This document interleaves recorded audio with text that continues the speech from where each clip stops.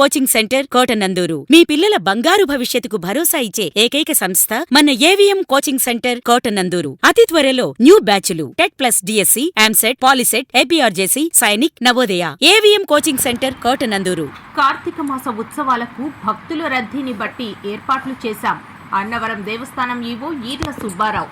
కాకినాడ జిల్లా ప్రసిద్ధి పుణ్యక్షేత్రం అన్నవరం శ్రీ వీర వెంకట సత్యనారాయణ స్వామివారి దేవస్థానం కార్తీక మాసంలో ముఖ్య పర్వదినాల్లో రాష్ట్రం నలుమూలల నుండి అధిక సంఖ్యలో భక్తులు వచ్చి వ్రతమాచరించి స్వామివారిని దర్శించుకుంటారు. అదేవిధంగా ఈ కార్తీక మాసంలోనే స్వామి అమ్మవార్ల తెప్పోత్సవం మరియు గిరి ప్రదక్షిణ కార్యక్రమాలకు భక్తులు అధిక సంఖ్యలో విచ్చేస్తారు.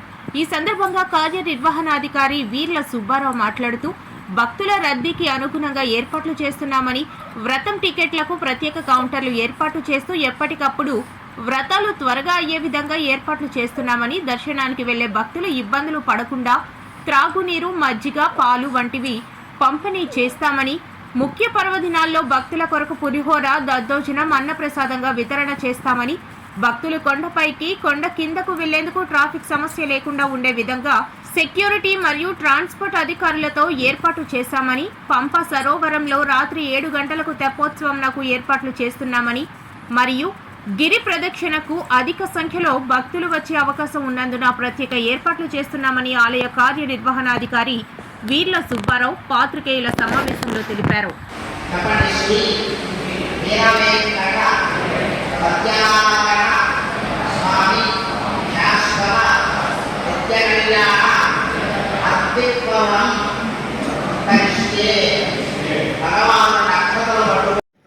కార్తీక మాసాన్ని పేర్కొంటారు.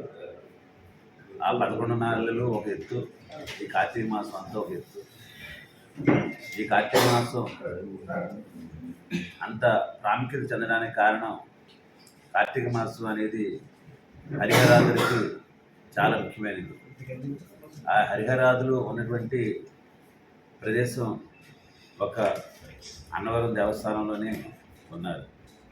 అందువలన భక్త మహాశైలందరూ కూడా ఈ అన్నవరం దేవస్థానానికి వచ్చి వ్రతాన్ని ఆచరించి దర్శన కార్యక్రమం చేసుకొని ఆ స్వామివారి భక్తికి ఆయన కటాక్షాలు పొందాలని కోరుకుంటారు.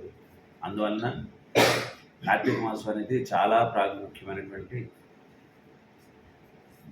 మాసం అన్నవరం దేవస్థానం వరకు సంబంధించి. అందులో 21వ తేదీ అంటే మొదటి రోజు మంగళవారం మనకి ఆకాశ దీపం, మన ధ్వజస్తంభం దగ్గర ఉన్నటువంటి ధ్వజస్తంభం మీద ఆకాశ దీపాన్ని వెలిగించి ఆ రోజు కార్యక్రమం ప్రారంభమవుతుంది. బుధవారం 22వ తేదీ అసలైనటువంటి కార్తీక మాసం, కార్తీక శుద్ధ పాఠ్య రోజున మనకి కార్తీక మాసం ప్రారంభమవుతుంది.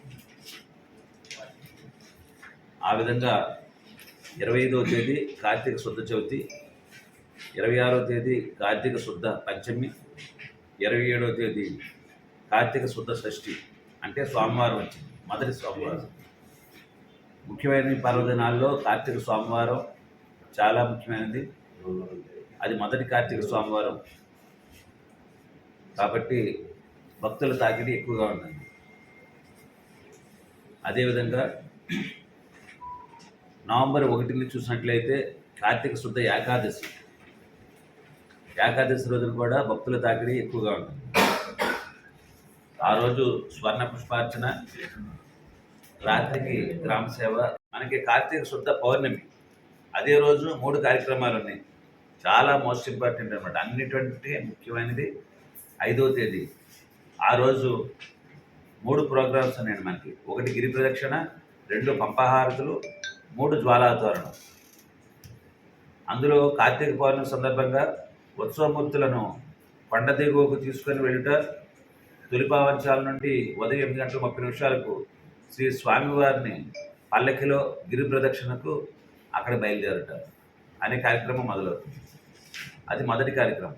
రెండవ కార్యక్రమం మధ్యాహ్నం 2 గంటలకు కొండ దిగువ తొలిపావంచాల వద్ద నుండి సత్యరథం గిరి ప్రదక్షిణకు బయలుదేరుతుంది. అది రెండవ కార్యక్రమం. తదుపరి పంపా సరోవరందు పంపాహారతులు కూడా నిర్వహించబడతాయి. అది కూడా 5:45 అది సాయంత్రం 5:45. అది అయిన తర్వాత రాత్రి 7 గంటలకి శ్రీ స్వామివారిని మరియు అమ్మవారిని ఉత్సవమూర్తులను కొండ దిగున్నటువంటి తొలిపావంచాల వద్దకు తీసుకుని వెళ్ళి జ్వాలాతోరణం నిర్వహించబడుతుంది. అనంతరం గ్రామోత్సవం కూడా జరగబడుతుంది.